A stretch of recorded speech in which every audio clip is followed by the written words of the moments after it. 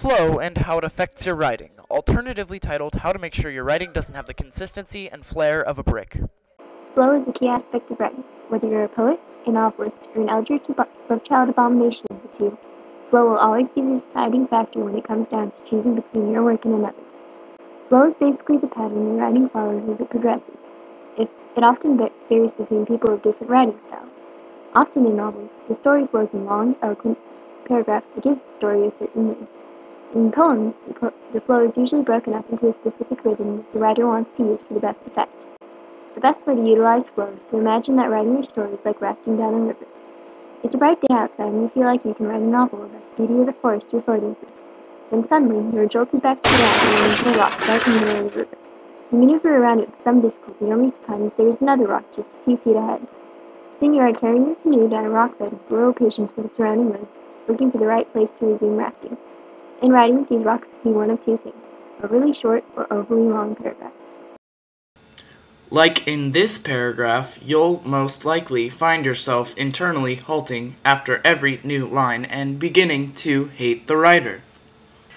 And in this paragraph, you begin with plenty of attention, but soon enough you'll find your eyes wandering below the sentence you're currently reading and realizing in silent horror that the paragraph is much, much longer than it should be. Eventually, you'll begin to lose your place and spending just as much time trying to find your place again as you will actually be reading. In this case, the paragraph's flow will have the same halting consistency as the above paragraph and be just as annoying. Soon you'll start contemplating skipping the entire paragraph and struggling to come up to speed on the next paragraph, which may be, while not as long enough for you to throw your daunting text out the door and accidentally kill your cat. Or if you have more willpower than that, perhaps your mind will still manage to unconsciously convince you that this paragraph has little, if anything, to do with the actual work, and at some point the words may dance upon the page until, no, they all make sense.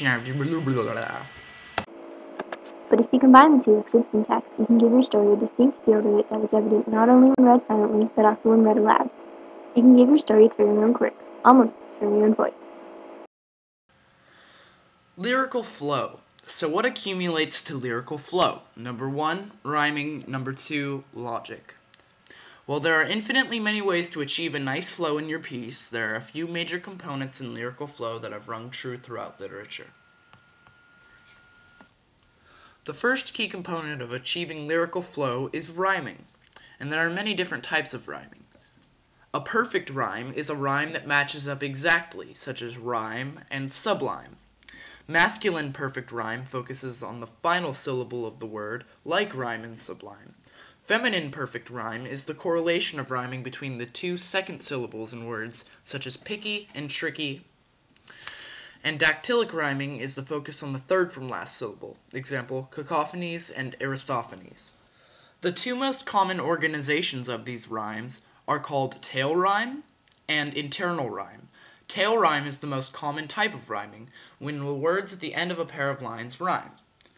For example, I once had a dog named Paco. His last meal was a bad taco. And internal rhyme, when the word at the end of the line rhymes with a word from the interior of the line.